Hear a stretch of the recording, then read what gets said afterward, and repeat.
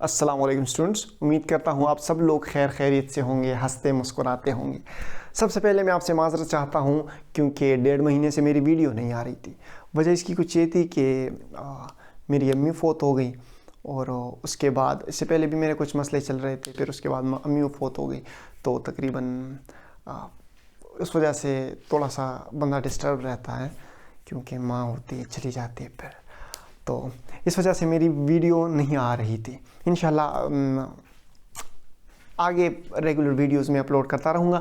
आज का जो हमारा टॉपिक है वो है inertness of noble gases, inertness of noble metals. इस वीडियो में हम इनर्टनेस ऑफ नोबल मेटल्स पढ़ेंगे, फिर कुछ नोबल मेटल जिस तरह हमारे पास हो गया सिल्वर, प्लैटिनम और गोल्ड, इसकी कमर्शियल वैल्यू पढ़ेंगे कि हमारे पास कमर्शियली कितने वैल्यूएबल हैं।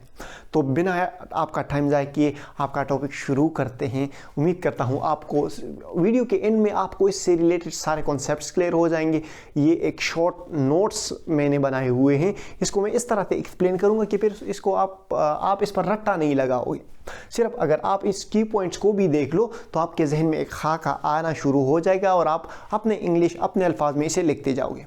तो आपका टॉपिक शुरू करते हैं, इनर्टनेस ऑफ नोबल मेटल्स। सबसे पहले पढ़ते हैं कि ये इनर्टनेस कैसे कहते हैं। Inertness is basically the unreactivity. ये इनर्टनेस हम इसे इसलिए कहते हैं क्योंकि ये दूसरे एलिमेंट्स के साथ, दूसरे एटम्स के साथ ये आसानी से कंबाइन फॉर्म में, कंपाउंड फॉर्म में नहीं रहते। ये हमारे पास फ्री स्टेट में एग्जिस्ट कर सकते हैं। इसलिए हम इसकी अनरिएक्टिविटी की वजह से इसे कहते हैं कि they have inertness. Inertness of noble metals.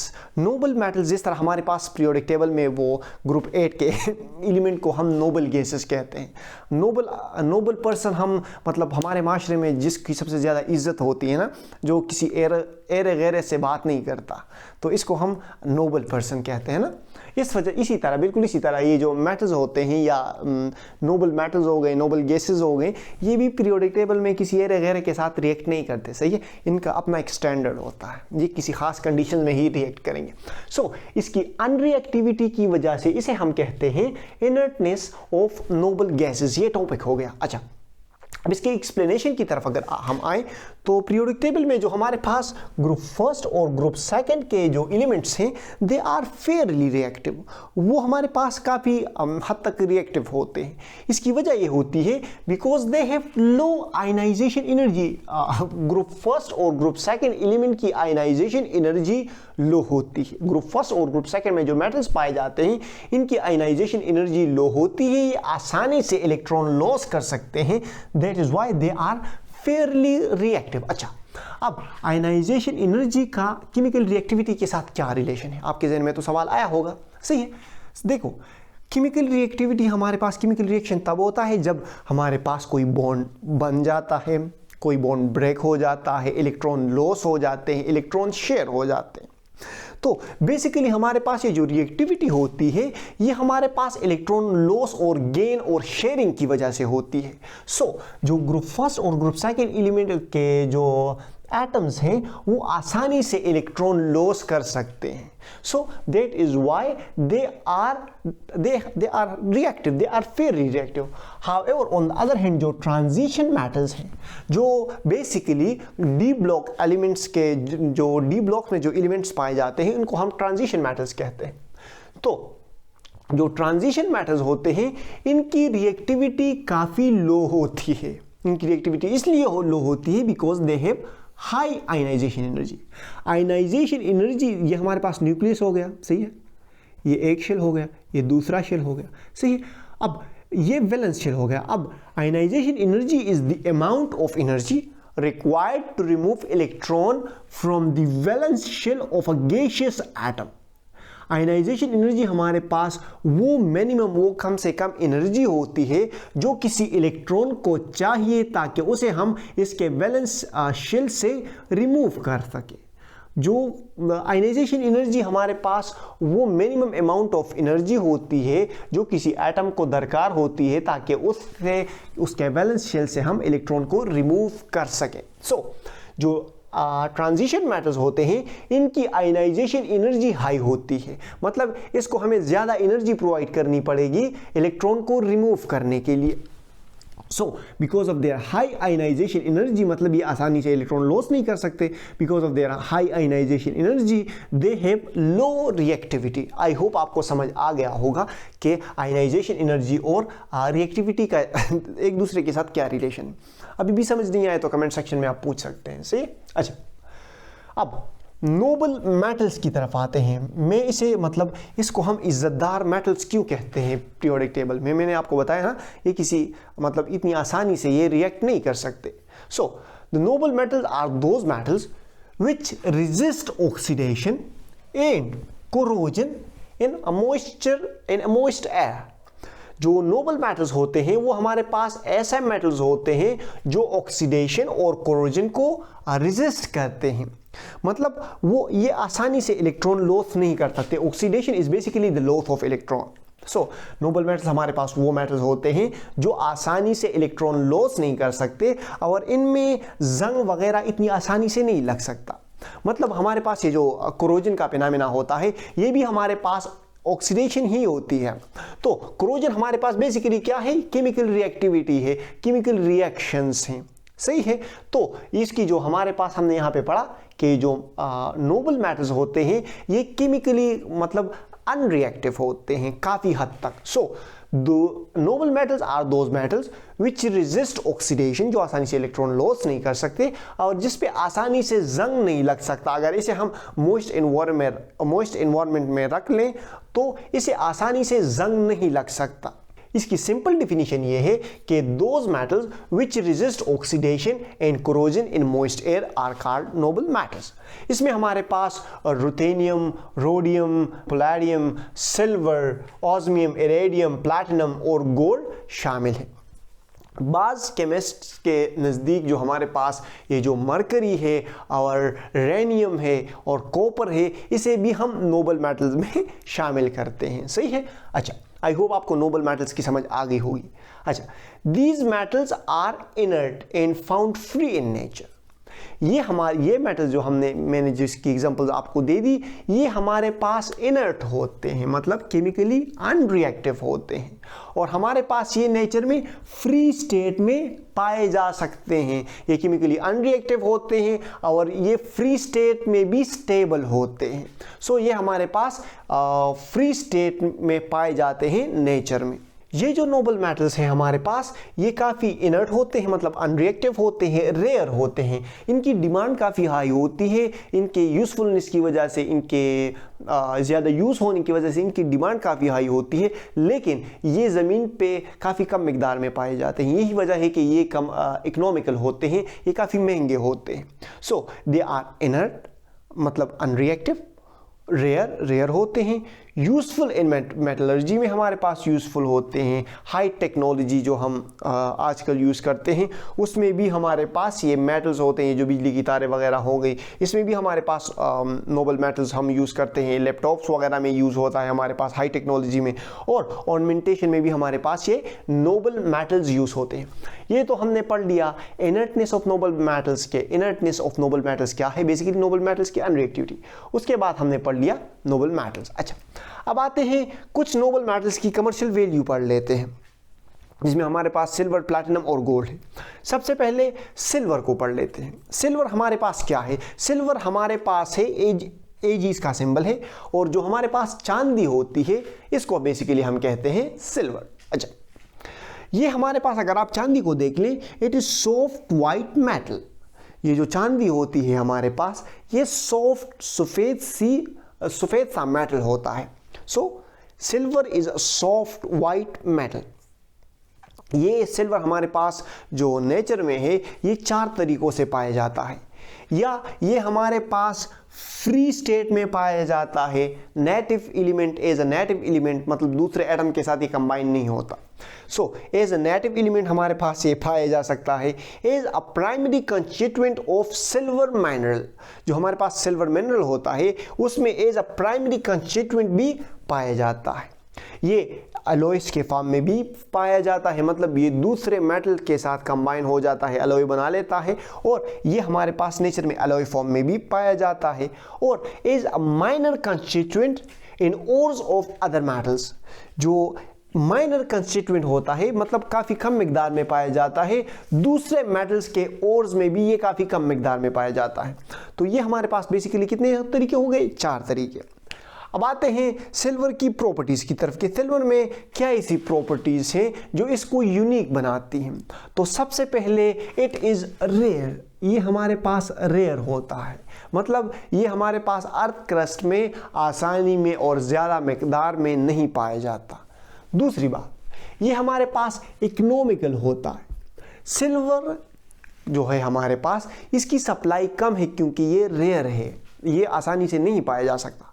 इसकी डिमांड हाई है क्योंकि इसकी प्रॉपर्टीज़, इसकी खूबसूरती, इसे हम ज्वेलरीज में यूज़ करते हैं, इसकी डिमांड हाई है तो, और सप्लाई इसकी कम है, तो यही वजह है कि इसकी कीमत ज़्यादा है। So it is economical, it is rare, economical, and इसकी फिजिकल प्रॉपर्टीज़ की वजह से इसे हम डिफरेंट पर्पसेस के लिए यूज़ करते हैं। फिजिकल प्रॉपर्टीज़ मीन ये हमारे पास शाइनी होता है, ये हमारे पास मिलिएबल होता है और डक्टाइल होता है, मतलब इसे हम आसानी से शीट्स और तारों में कन्वर्ट कर सकते हैं, मतलब इसे हम आसानी से शेप्स बना सकते हैं। ये हमारे पास ज्वेलरीज में भी यूज़ होता है। तो इसके फिजिकल प्रॉपर्टीज़ की वजह से, इसके शाइनीनेस की वजह से, मिलिएबिलिटी, डक्टिलिटी की वजह से ये हमारे पास डिफरेंट पर्पसेस के लिए यूज़ होता है। अच्छा, ये जो सिल्वर है ये कॉपर के साथ मिल जाता है, कंबाइन हो जाता है और हमारे पास अलॉय बना लेता है। वही अलॉय पर हमारे पास कमर्शियल आर्टिकल्स, कॉइन्स और ज्वेलरीज में हमारे पास यूज़ होता है। इसी तरह सिल्वर क्लोराइड सिल्वर ब्रोमाइड के साथ कंबाइन हो जाता है और हमारे पास फोटोग्राफी में यूज़ होता है। तो ये इसके कुछ डिफरेंट यूजेस हो गई, और सिल्वर ये इसकी एग्जिस्टेंस हो गई कि नेचर में इस तरह पाया जाता है, और ये इसके यूजेस हो गई और इसकी प्रॉपर्टीज हो गई, जिसकी वजह से हमें पता चला कि ये हमारे पास इसकी कमर्शियल वैल्यू क्या है, ये हमारे पास कमर्शियली कितना वैल्यूएबल है, इससे हमें ये पता चला। अच्छा, अब आते हैं प्लैटिनम की तरफ। प्लैटिनम हमारे पास एक स्पेनिश वर्ड प्लैटिना से निकला है, जिसका मतलब है लिटिल सिल्वर। ये हमारे पास 72वां कॉमन एलिमेंट है, it is 72 most common element. Okay, ये प्लैटिनम हमारे पास 72 को कहते हैं ना, तो ये 72वां कॉमन एलिमेंट है हमारे पास। ये प्लैटिनम हमारे पास हैवी होता है, सॉफ्ट होता है, मेलिएबल होता है, it can be drawn into sheets, ductile होता है, it can be drawn into wires, high melting point और बॉइलिंग पॉइंट, इसका मेल्टिंग पॉइंट और बॉइलिंग पॉइंट भी काफ़ी हाई होता है, जिसकी वजह से हम इसे डिफरेंट पर्पस के लिए यूज़ कर सकते हैं। और ये हमारे पास नोबल होता है, मीन्स इट इज़ अनरिएक्टिव।